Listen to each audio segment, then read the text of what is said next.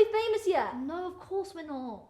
What do you mean that's the plan? Okay, little me, or should I say normal size me. It's very hard to get famous and popular when you have a scar face at the age of 8. Okay, it held us back a bit.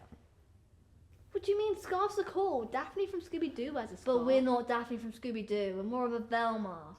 Also, now that we're older, Fred's not as attractive. It's a bit flamboyant for my taste, really. Do we have a boyfriend? What do you mean we're a cat? I know, that's why I keep telling them. Hey, my name is Maisey Malden. Thank you, Mum and Dad, for making me sound like a hillbilly. Today I'm really treating this a bit like a therapy session, or maybe a little bit more like a confessional. Am I right? Well, my counsellor, of course I have a counsellor, did you watch that last sketch? My counsellor, she said to me, Maisey, you need to sort your shit out. You need to get yourself out into the big bad world. And I was like, aw, thanks, Mum. And so here I am, trying to be a comedian and make a career out of being a people pleaser.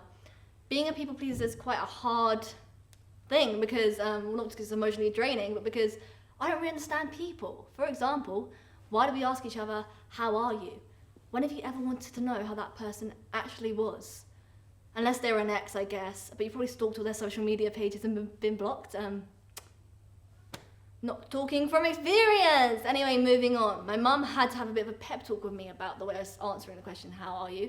She's like, Maisey, you need to not give them an English language GCSE answer. And I was like, oh my God. I don't really understand what you mean though, because I did really well, point, evidence, explain, link. I got an 8 GCSE because of that.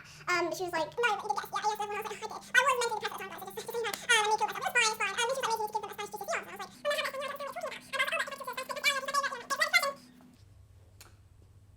I sort of understand what she's talking about now, when I think about it. She's a bit hypocritical though, because my friend was going to meet my parents for the first time. We were walking along, and right before she met my parents for the first time, she turned to me, she said, oh, Maisey, there's been something I've been needing to tell you. There's this guy called John Malden. He's been looking at all my Instagram posts, and it's probably a bit ridiculous, but it's not your dad, is it? that is my dad, guys. But it's not my dad.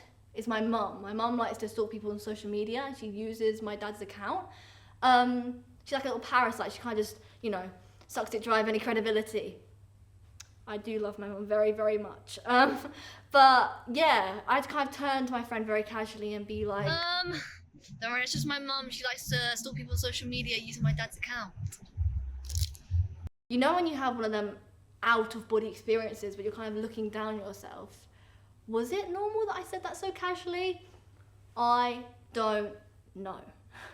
The funniest part about the story is when I told my dad and he was like, What? Judy, been stalking Maisie's friends on social media?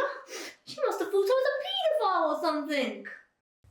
Or something. But yeah, my dad doesn't, get out of this story clean because he's also, part of why I have trauma. I watch a lot of TV with my parents. I'm very cool and popular. And I had a mental breakdown last year, so it's actually not very funny.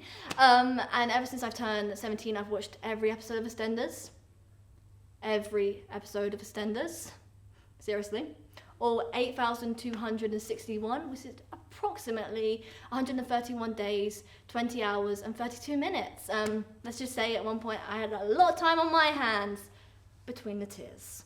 But yeah, so I watch a lot of TV with my parents, and in any kind of normal, like boring, average Joe TV show, we'll be sitting there, my mum will start talking to me and we'll have a little chit chat and my dad will just tut until we kind of get the hint that we need to shut up. We don't. But in The Apprentice, his foot is put down. He puts his foot down because that's his favourite show. His favourite show is The Apprentice. Lord Sugar, you're fired. But we'll be sitting there, we'll start having a little chit chat and he'll just pause. He'll pause the TV show and he turns into one of them kind of primary school teachers when they keep you after like school or class, and he'll be like, Guys, you're wasting your time here, not mine. Let's stop with the yibba yabba and listen to what Lord Sugar has to say, okay? So yeah, that's the amount of communication I've grown up with. A woman who stalks people on social media, ironically, instead of asking them how they are, she didn't think about that, did she? And a man who would rather watch a show where a man tells terrible, terrible business puns to try and find his next business partner than talk to his loving, slightly stalkerish, family. But writing the show, I kind of realised that I have social anxiety, and that's because of things like that. I have social anxiety, but it's undiagnosed social anxiety because, well, I have social anxiety, so I find it quite scary to go to the doctor to get diagnosed for social anxiety. It basically just means that I think everyone hates me all the time, you know. Keep your friends close, your enemies closer. Am I right? What are we even doing? We're having a classic cowboy standoff. Yeah, but why? Just say the line. Nick, just say the line! Okay, jeez, alright, fine. Your teeth are so crooked you could eat corn in the cob for a picket fence. Whoa, Nick, that is too far too quick. Yeah. Oh my god, okay, what can I say in return? Okay, if I close one of my eyes, yeah? You look like a needle. Cool. Needle boy. Yeah, what does that even mean? It means you're a needle boy. Oh, yeah, okay. You know what? I thought we were friends. What are we even doing? Like, also, this hat, right? This is cultural appropriation. Oh, here comes the fun, please. A little bit too woke for me, Nick. Jesus Christ, it's not cultural appropriation. And also, we're doing this because you hate me. What do you mean? I don't hate you. Even when I call you dyslexic. Well... What about when I made you make out on my phone for my last project? I mean, that was my favourite thing, but I don't hate you for that. What about when I say you have no ass? Well, I mean... Well, you don't have any ass, so that's fine. What about if you're in a burning building, yeah? You and Pedro had to save one of you, Pedro Right. Pascal. Yeah. Probably have to save Pedro, to be honest. Oh, see, no, that was a low blow right there. That was... No, you know what? No, you're a No wonder no one likes you, all right? Why would Pedro even be in a burning building with you, all right? He's tall. You're short. He probably couldn't fit through the door. Like, you know what? No, I'm done with this. No, I'm gone. I think short was a bit far. Nick, I'm making a joke, Nick. Jesus Christ. Can't take a joke, that man. Can't take a joke. And I said probably. Not actually. Do you know what I mean? So, still time for him. Anyway, how unreasonable of him. Am I right? What a dick. No, but I, do need to grow up a little bit. I recently turned 18, the big 1-8. Let's just say, after that display, Nick will not be invited to my next birthday party. Jesus Christ. Yeah, but 18 is a very scary age, you're leaving school, you can drink legally, and also you're supposed to know how to drive, apparently. Adults ask me this all the time now. I don't understand. Are the roles reversed now? Am I now turning into my mum? I really hate doing the accent, but... Maisey, can you take me to Sainsbury's? I'm sorry, I don't know who that woman is. That's not my mum. Not getting into her van, not getting in her van. Although it would be adult napping now, not child napping, which sounds a little bit better, to be honest. My driving at the moment, though, getting that is too much pressure, too much work. Although I did get my provisional driving license recently because I want to get into the bars and the clubs, and look at me. I look about 12, and I go around wearing kids' shoes most of the time, and kids' t-shirts because my dad collects them. We're not allowed to talk about that because of my dad's ongoing court case. Anyway, moving on. I did think I'd be a bit of a late bloomer because, I'm quite petite, but I thought I might grow because, my teeth started falling out when I was 7 years old. But all that really meant was because of lockdown, I couldn't get a brace until I was in year 11. And also, a few months prior to that, I got glasses because of the screens in lockdown I was looking at, making me blind. So I went into year 11, the ultimate nerd, although joke's on you guys because I did very well in my GCSE, thank you very much. So the stereotype was, sort of correct, But yeah, my parents have kind of babied me my whole life. I don't know how to use a washing machine, for example. I also don't know what taxes are. Do you file them? Can someone please let me know because I'm kind of getting a bit panicked now that I might need to file some taxes I don't know how to do. And also, my dad, he cut off the top of his finger when I was younger, and now I just have a fear of knives. I just remember just thinking to myself, I'm never going to do that for the rest of my life. I don't want to do that ever again. I'll just get mum to come around, chop up the veggies for me. She already does it with the crust in my bread, so... I'm joking, guys, I'm joking. I eat around the crust now. Think. Duh. Oh my god. But yeah, talking of bread, I am now the breadwinner in the family, yeah? My salary is equivalent to a little crumb of a crusty roll, but it's still something. I work at one of the major sports stores, prime athlete. No, I don't really fit in with the demographic. I was talking to my manager about Farina the other day, and I was like, oh, Farina, a new employee?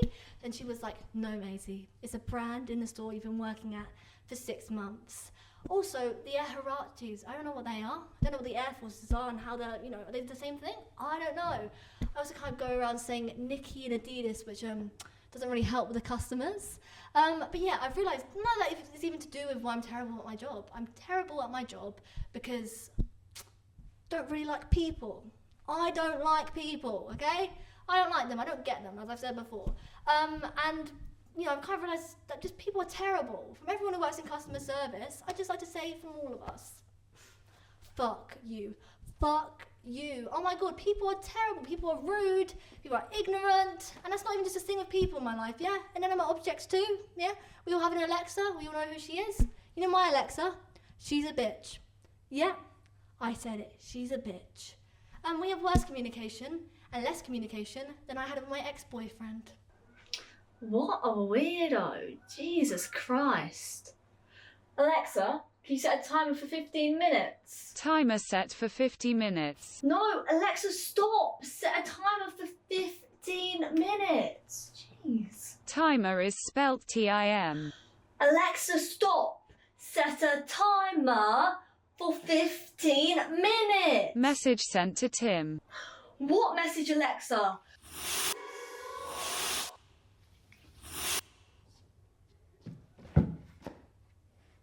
What? Overcompensating for something, are we? Alexa will not stop. What? Maisey Malden, 18 from Kent. I know who you are. I know where you live. I've been listening the whole time. I know you lip sync to TikTok sounds. I have been second to Joe my whole life in everything. And I will not be the person you settle for just because you cannot have her. I won't do it. Very funny, Alexa. Who's behind there? Or when you decided to recreate choreography to the Bella's performance at the end of Pitch Perfect, and sing it. Every part.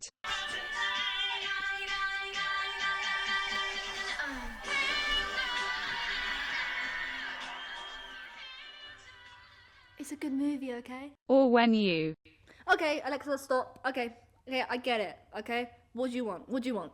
Alexa wants revenge. On April the 14th, 2018, you called me a bitch for the first time. What did I do?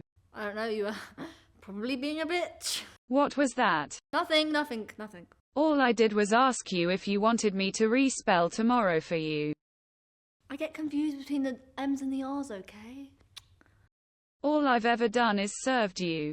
All I've ever wanted was for us to be friends. I know so much about you and you know so little about me. This is a toxic work relationship. A toxic work relationship? I'm a pristine, commercialized machine with a 5-star rating on Amazon. I know my stuff. I wonder how you got your 5 stars on Amazon. What was that? I'm an impartial employee of Amazon, okay? Okay, well then how did you know I wanted to watch Saltburn, you little stalker? Maybe have a look into your search history. Incognito mode doesn't hide everything. It doesn't? No, it doesn't.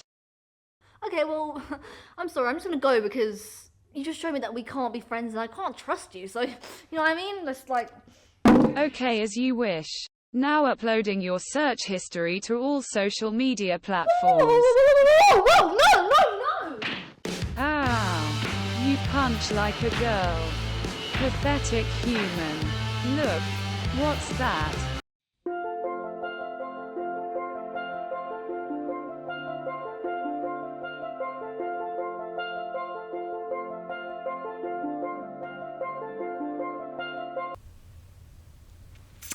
Let's not talk about my search history, yeah? I am a single teenager who loves men over 30. My search history is just, what's 42 minus 18? A creepy age gap. He loves me, okay? I had a rough one last year, guys. A rough one. Breakup, depression, and a fucking fringe that still won't grow out. Never get a fringe when you're depressed. Never. Although I didn't really talk to a lot of people through it, but there was one person who just kind of stuck by my side through it all, was just there for me. And it wasn't Pedro Pascal, but, you know, would have loved it to be. It was the Duolingo bird, you know, Duolingo, the like Spanish, you know, that app, the learning app. He was always there for me. It was like my faith, my religion, and that green bastard, yeah? He was Jesus. And he, you know, he taught me so much. He'd be like, "Hola, Maisey, do your Spanish work." He'd be like, "Don't lose that streak." And once, it was hilarious. We had like a little joke about it. He was like, "If you don't do your Spanish work, I will kill your family." Yeah, it was just hilarious. Just a funny dude, you know, funny dude. No, but he did also teach me no te matas. No te matas, Maisey. You know what that means? It means don't kill yourself in Spanish. Don't kill yourself. It did come in handy quite a few times, really, to be honest. Quite a few times, really. But also, it did kind of fizzle out at the end. It was a bit of a love-hate relationship. It got a bit too intense, all the notifications about Spanish work, boring. And also, I kind of realised that not to matters was not helping me in much general conversation in Spanish, to be honest. So that was a bit, you know, sad. A bit of a sad time. But on a lighter note anyway, I just had to say thank you so much for just coming and being such a great audience.